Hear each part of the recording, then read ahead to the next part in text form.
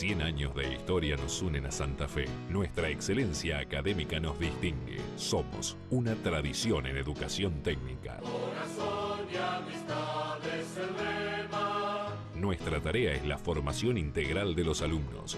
El paso por nuestras aulas deja marcada una identidad propia. Fuimos y seremos fuente de conocimiento para generaciones de argentinos. La canción de la escuela industrial. El Industrial. La educación técnica como herramienta para el desarrollo. Bienvenidos, como cada semana abrimos las puertas de nuestra escuela, lo estamos haciendo en el marco de esta celebración del 25 de mayo, el Día de la Revolución, que también se festejó en nuestra escuela, se celebró. Y nosotros con nuestro programa, como siempre, relevando las actividades académicas que se desarrollan en el industrial, hablando de educación técnica, y en particular en este programa vamos a abordar el trabajo del área de apoyo educativo, el trabajo de las psicopedagogas, psicólogas que atienden las situaciones de los alumnos en general, pero también de situaciones puntuales en particular. Con ellas estuvimos charlando.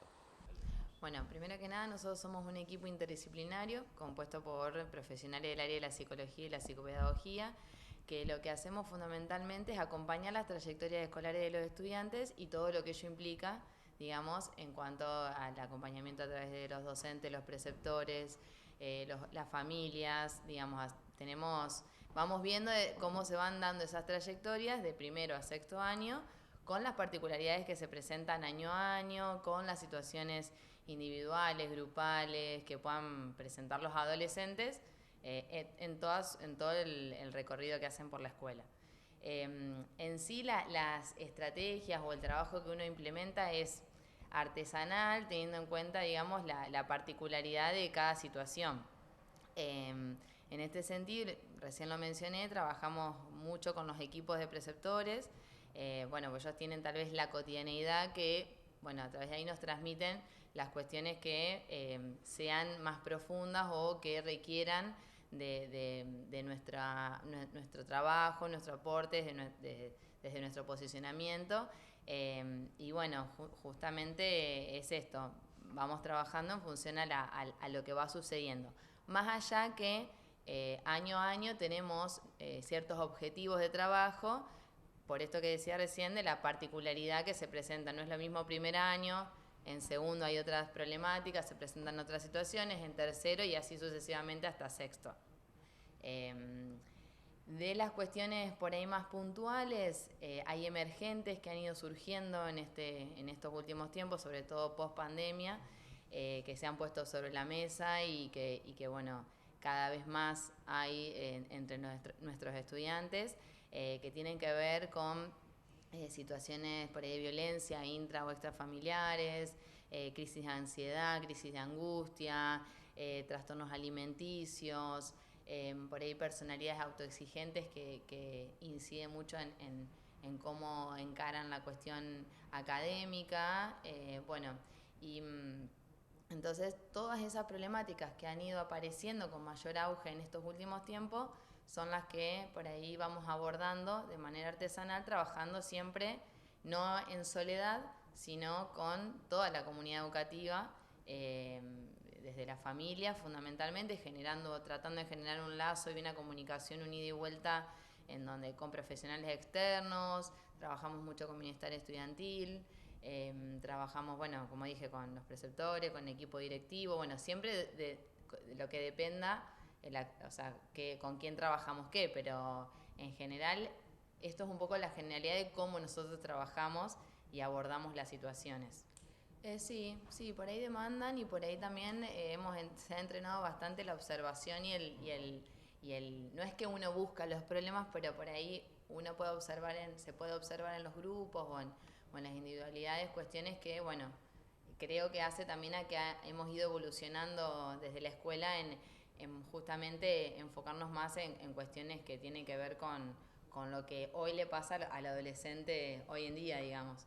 Entonces, creo que estamos más entrenados en la observación, en el general lo digo, justamente para que ese acompañamiento sea mucho más específico y vaya a la necesidad de cada uno dentro de las posibilidades, porque bueno, es una escuela muy grande, no somos tantas nosotras, pero bueno, por eso es que siempre es esto el trabajo con otro, digamos, y lo mismo con los chicos, y que ellos vengan al área para nosotros, eso sí ha aumentado bastante, que vengan por iniciativa propia o que, digamos que, o cuando vienen a partir de la sugerencia de un otro, y en general es bien recibido de parte de ellos. Hablaste de los preceptores, ¿y los docentes son de tener contacto con ustedes, de decir, bueno, por ahí para traer alguna problemática o algo que detectan también? Siempre es un desafío para nosotros esa cuestión con los profes por el día a día, ¿no? Por la vorágine que se vive en el que, bueno, cada uno también tiene sus tiempos y demás. Es por eso que siempre para nosotros año a año es como decía, un desafío el contacto y el ida y vuelta con los docentes sobre todo.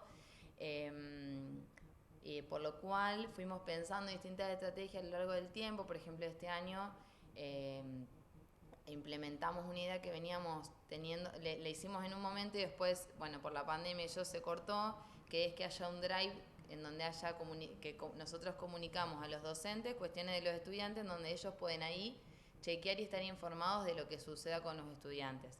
Y si hay algo que les llame la atención o les preocupe, pueden venir y acercarse, o también nosotros estamos tratando de acercarnos más a las aulas, a la sala de profesores, porque entendemos que por ahí las dinámicas son diferentes en cada uno.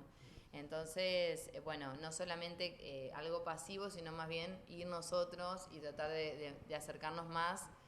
Por ahí también es algo que vamos ajustando con el tiempo y año a año, viendo de cómo se dan las cosas. Sí, sí, el tema también es, así como los chicos incorporan esta noción de poder venir al área, que los docentes también lo tengan, ¿no? Y lo mismo las familias, todos, digamos, es como que todas las personas que trabajan sobre, digamos, esto que es el aprender, digamos, el estar en la escuela, es mucho más que aprender, y estar en la escuela implica un montón de otras cosas. Entonces, bueno, creemos que es fundamental ir aceitando todos los vínculos. Y como decía, para nosotros siempre es un punto importante el ajustar cada vez más el vínculo con los docentes. Cada grupo se va conformando en una... o sea, año a año se conforman nuevamente los grupos. Nosotros decimos que por más de que vengan de un año a otro, los chicos cambian entre medio de un año y otro, y se configuran realidades grupales diferentes. Se trabaja sobre ese aspecto, en algunos momentos podemos hacerlo, otras veces no.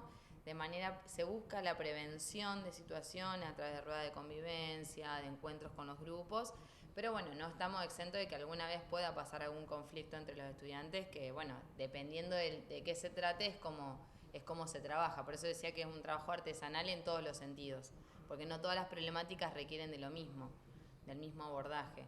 Entonces, pero es verdad que esta escuela dentro de todo se mantiene dentro de ciertos parámetros, o sea, no tenemos grandes situaciones, porque como somos tantos observando a los chicos, creo que también ahí hay cuestiones que no suceden, no llegan tan fuertemente o a crecer tanto.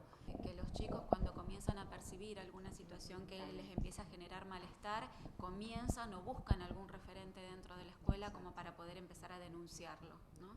En relación a esto que Lucy planteaba, de cuáles por ahí podían llegar a ser algunas de las dificultades, vemos que la comunicación luego de este tiempo de pandemia, en donde estuvimos muy individuales en muchas ocasiones, el volver a la institución y el volver a encontrarme con nosotros sí generó ciertas dificultades como para poder volver a hacer lazos y a generar convivencias armónicas dentro de la escuela, ¿no? Y eso fue también una situación que tuvimos que trabajar bastante, porque bueno, surgían estas diferencias y estos encuentros en donde no eran saludables, donde había muchas discusiones y muchas dificultades como para poder aceptar a ese otro como diferente, que compartía conmigo un espacio y un tiempo. O sea, la escuela no es ajena al protocolo de violencia general que la universidad tiene, y bueno, se ha realizado conjuntamente con el equipo de preceptores una adecuación para poder tener un protocolo de violencia interno, fundamentalmente porque nosotros trabajamos con menores, ¿no? Y dentro de este protocolo apenas comienza o emerge una situación de conflicto o de violencia que puede ser interno o externo a la institución, pero que condiciona el proceso de aprendizaje del estudiante, comenzamos a activar este protocolo. realizando entrevistas. A veces, si hay una primera demanda por parte del estudiante, bueno, sostenemos esa primera escucha, no volvemos a tocar ese tema con el estudiante porque ya consideramos que ya lo planteó y es suficiente. Y a partir de ahí comenzamos a trabajar con bienestar universitario, o sea, hacemos una derivación a bienestar universitario de la situación. En ocasiones trabajamos con los organismos públicos de la provincia o el organismo local de niñez, niños y adolescentes, cuando hay situaciones que lo ameritan, ¿no? Entonces, bueno, frente a eso hemos ido a trabajar, a hacer denuncias a la comisaría cuando las situaciones lo requieren, elaborando informes, trabajando con los grupos familiares, trabajando con otros profesionales externos y trabajando con los organismos públicos. Nosotros cuando tratamos desde antes de que comiencen la escuela, ¿no? Antes de que del primer contacto que tenemos con los chicos es previo a su examen de ingreso. Y con eso también con el grupo familiar, ¿sí? Porque de alguna manera o de manera indirecta comienzan este grupo familiar a percibir hacia dónde la institución va a ir acompañando a su alumno, a su hijo, durante su proceso de formación. Luego de este primer tiempo tenemos un primer contacto con las familias previo al inicio de las actividades en donde nos presentamos como comunidad, nos presentamos como escuela con las funciones que cada uno tiene, abriendo ya esta posibilidad de diálogo con la primera reunión de padres. Claro, con la familia. O sea, planteándole fundamentalmente esto, ¿no? Desde un primer año donde los que más conocen a sus hijos son los papás. Por lo tanto, para nosotros es muy importante que ellos mantengan esa comunicación con la escuela, ¿no? Cuando puedan percibir alguna situación que les esté preocupando o cuando ven algún cambio de conductas o de acciones de parte de sus hijos y suponen que hay algo que tiene que ver con el ámbito escolar, bueno, es muy importante que se acerquen a la escuela y que lo puedan plantear para poder trabajar de manera conjunta y poder generar una intervención dentro de la escuela si la situación se generó acá, ¿no? Pero bueno, este contacto con las reuniones es un primer contacto, que tampoco lo hacemos, claro, se hacen con primero, con segundo y hasta tercero hacemos reuniones de padres, no las hacemos solas, se organizan con los equipos de preceptores de cada año. Y también, digamos, los papás, ahí hacemos ese contacto general y si no después tenemos un correo electrónico que es donde mayormente nosotros ese correo lo vemos solo nosotros y a partir de ahí, bueno, vamos viendo la demanda que presente cada familia en función a lo que necesite. ¿Me recordan el correo? Tenemos dos, es apoyoeducativo.eis@gmail.com y apoyoeducativo@eis.unl.edu.ar. La otra cuestión y el otro contacto que tenemos con las familias es a partir del mismo pedido de los chicos, de poder, bueno, hablar con mis papás, ¿no? Entonces, generalmente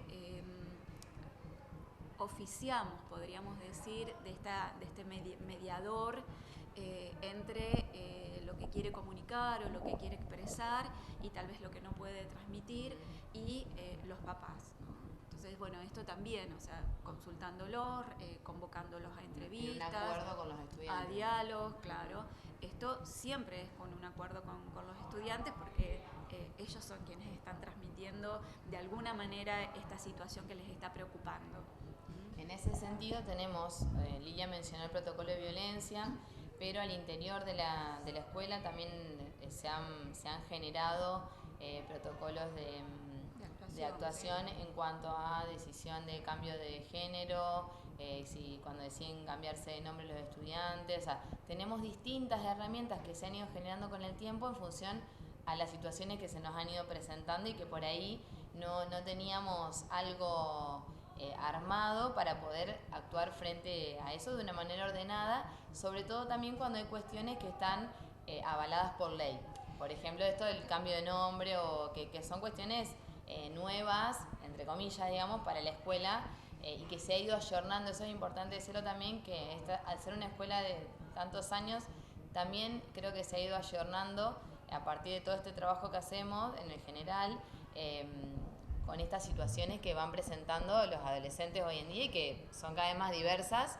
Y bueno, estamos abiertos a ir adaptando las cuestiones, por supuesto, dentro de siempre los márgenes y siempre respetando, digamos, las cuestiones sobre todo de ley. Sí, la escuela no atiende solamente lo cognitivo, ¿sí? Y lo que conceptualmente los chicos vayan aprendiendo, sino que fundamentalmente sostenemos la subjetividad de los chicos, ¿no?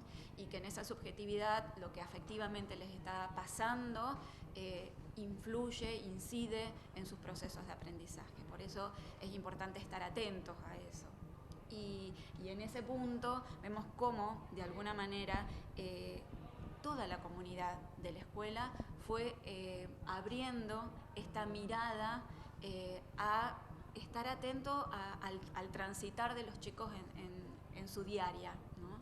Y por eso, si bien es el preceptor el primer contacto, el referente más inmediato, los docentes son muy observadores del acontecer, de lo que está pasando en la clase diariamente y pueden percibir las diferencias, cómo actúan los chicos, cuáles son los cambios que se vienen generando y lo plantean y lo expresan permanentemente. Entonces vemos cómo de alguna manera, a pesar de que es una escuela con muchos años y con toda una historia, pudo ir avanzando con el contexto y con la época y se pudo ir ajustando y adaptando a las circunstancias y pensando las estrategias más pertinentes como para poder ir a abordarlas y acompañarlas. El Industrial, la educación técnica como herramienta para el desarrollo.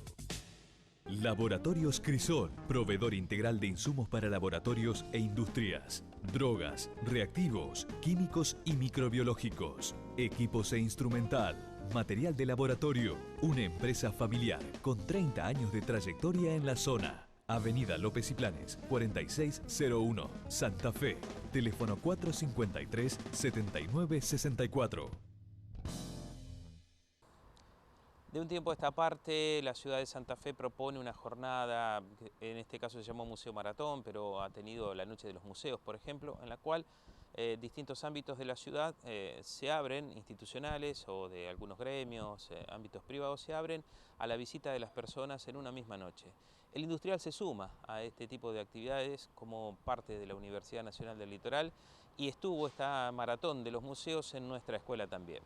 Bien, nosotros creemos que es importante poder participar, ya que abrimos las escuelas con nuestra lógica, en donde adultos pueden ingresar a observar el edificio, ver distintas muestras que se van a realizar, muestras fotográficas, también los talleres van a estar abiertos para mostrar a graduados por ahí a recorrer de vuelta a la escuela industrial, como a personas que por ahí no pueden interiorizarse con las escuelas, poder abrir las puertas y que conozcan el edificio entero. También está el museo propio nuestro en la sala Enrique Musi. Exactamente, ese museo también muestra todo por ahí lo que es el recorrido de la escuela industrial desde sus inicios, pasando por la creación de las distintas especialidades, las herramientas que se utilizaron en épocas anteriores y también dando una proyección a futuro de lo que puede llegar a dar la escuela para las próximas generaciones. ¿La escuela brinda algún tipo de guías, ¿no es cierto?, en esto que acompañan a los visitantes? Exactamente, vamos a acompañar señalando las distintas muestras que hay, explicando también, va a haber gente que trabaja acá como docentes, siendo parte de esa muestra, como estudiantes mismos de la institución, explicando a las demás personas qué es lo que hacen hoy en día acá dentro de la escuela. También es una oportunidad para que chicos que no conocen la escuela la hayan conocido a partir de estas visitas. Exactamente, por ahí desde afuera se ve muy imponente la escuela, entonces es bueno que vean desde adentro cómo se trabaja, cuál es la estructura, también la arquitectura de la escuela que es muy icónica, cómo las muestras y las actividades que se hacen dentro de los talleres mismos, que por ahí se escucha solamente en boca, bueno, esta oportunidad estuvo buena para poder mostrar desde adentro cómo se genera todo esto. Sí, pensando en los ingresantes del año que viene, de eso estoy hablando. Exactamente, para que puedan ver, no se asusten el primer día cuando vienen, sino que ellos puedan desde antes recorrer los pasillos, ver cómo funcionan las cantinas, los baños, las aulas en sí que también son muy icónicas, el hall, el mismo museo. Eso pueden también ver. Otros años se propusieron como una especie de juego, de búsqueda de algunos indicios relacionados a la historia de la escuela, una especie de búsqueda del tesoro, sería una cosa así. Sí, eso sí, el año pasado, la idea este año fue por ahí dejar la libertad a las personas que puedan descubrir ellos mismos lo que quieren buscar. No ofrecer un recorrido guiado o direccionado, sino que cada una pueda haber visto lo que mejor le interese, sea al final de un recorrido o desde el principio. La universidad abre no solo el industrial, sino otras instancias, el MAC, la manzana histórica, otros espacios de universidad, y en eso también la escuela se ve reconocida. Exactamente. Nosotros dentro de la escuela tenemos una parte por ahí de toda la universidad, de lo que es el inicio de la reforma universitaria, pasando por las diferentes especialidades que tuvimos y cómo aportamos también desde la ciencia, la tecnología y desde el arte hacia otras facultades y partes de la universidad también. Además, hablando de lo histórico, la universidad nació aquí, en este edificio, con nuestra propia escuela, que ya tenía 10 años cuando empezó la universidad. Exactamente, nuestra escuela cuando se nacionaliza ya había sido creada, digamos, mucho antes, se nacionaliza con la creación de la Universidad Nacional del Litoral, ahí pasa a ser parte de la FIC y bueno, de esa con la creación en ese momento de la Universidad Nacional del Litoral. El industrial, la educación técnica como herramienta para el desarrollo. Como siempre dialogamos con los docentes, con su gremio, con ADUL, en este caso con Vicentín, que está a cargo del área de prensa, y charlamos sobre la situación en general en la cual se plantean la resolución de algunos reclamos salariales y cómo se lleva adelante desde el gremio las instancias de diálogo con la patronal para el mejoramiento de los docentes aquí en la universidad y en particular en la escuela industrial. Bueno, nosotros después de varias semanas de paro logramos la reapertura de la paritaria.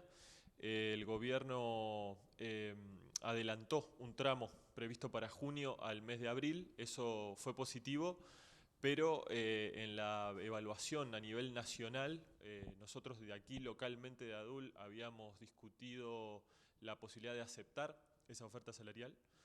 A nivel nacional, la posición mayoritaria de nuestra federación fue rechazarla y en ese sentido, como ADUL forma parte de la CONADO histórica, que tiene un funcionamiento muy democrático, ese rechazo a la propuesta del gobierno derivó en que ahora estemos planteando una nueva reapertura de la paritaria y una medida de fuerza para el 30 y 31 de mayo, que es martes y miércoles dentro de unos días, para visibilizar que seguimos por detrás de la inflación y que el adelanto no alcanzó para poder recuperar poder adquisitivo porque la inflación conocida del mes pasado fue superior al 8% y el adelanto fue del 7%.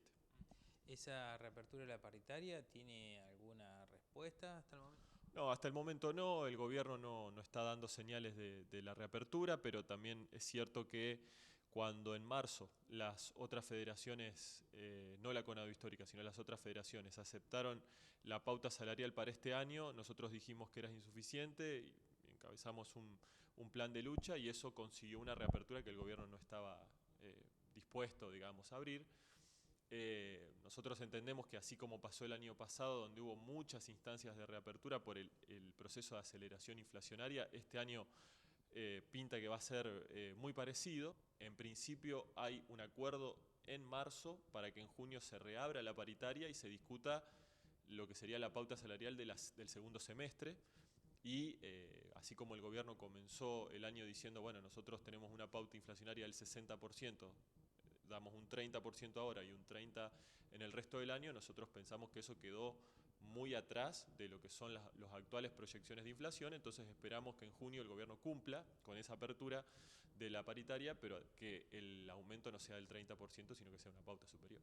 Eso de correr siempre de atrás a la inflación es algo desgastante y nosotros no queremos que eso se profundice, por eso le pedimos al gobierno que convoque a la paritaria, pero a la vez que aumente la pauta salarial prevista para este año. ¿Hay otros reclamos incluidos en la paritaria más allá de la cuestión salarial o solamente? Bueno, hay preocupación de la salud financiera de las obras sociales. O sea, las obras sociales universitarias se financian con nuestro sueldo. Si nuestros sueldos quedan desfasados respecto a los costos de las obras sociales, bueno, lo tenemos en nosotros con la obra social de la UNL, pero en todo el país eso se resiente. Entonces pedimos un refuerzo de emergencia para el funcionamiento de las obras sociales y marcamos que, bueno, que no se afecten, por ejemplo, los regímenes jubilatorios que nosotros tenemos en este momento regímenes especiales y que en este acuerdo macro que tiene el Estado, digamos, el gobierno argentino con el Fondo Monetario Internacional están siendo observados, digamos, porque son esquemas de jubilación mejores al de la ANSES, digamos, y al régimen general.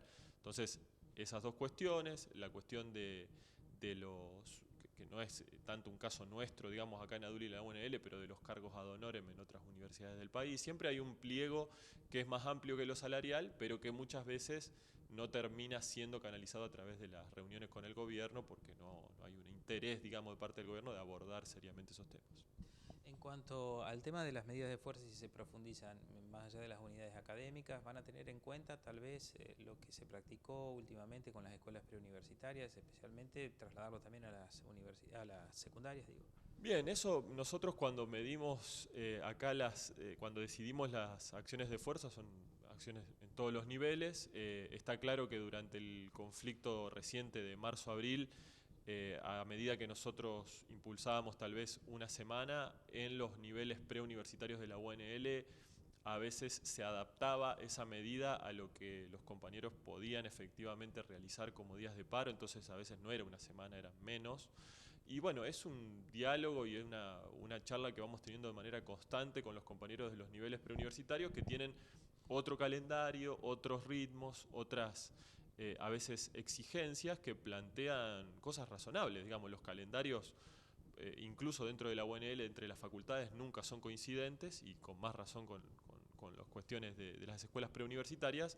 Veremos para 30 y 31 de mayo cómo estamos, qué fuerza se le puede dar a esa medida y a medida que avance junio, si no hay convocatoria del gobierno, veremos cuáles son los pasos a seguir. Pero lo importante es estar, digamos, en todo caso alertas, movilizados y decidir entre todos democráticamente qué es lo que queremos hacer. Así como en los paros puede haber jornadas de visibilización, llevar a la calle, digamos, a través de clases públicas, que lo hemos hecho, cuestiones que tienen que ver con movilizaciones, que por el momento no está pautado, pero se puede organizar algo hacia Buenos Aires y bueno, estamos evaluando todo un abanico de medidas que pueden visibilizar el conflicto. Así llegamos al final de nuestro programa de hoy, lo hacemos celebrando también este 25 de mayo, recordando la revolución de 1810 y de la premisa, ¿no?, sobre todo de Mariano Moreno, de aquel jacobino que buscaba transformar las estructuras verdaderamente. Un camino que todavía se está recorriendo en nuestra Argentina y que desde la educación pública siempre se puede sumar. Para nosotros, desde este lugar, ya llegará el tiempo de volver a abrir la semana que viene las puertas de nuestra escuela.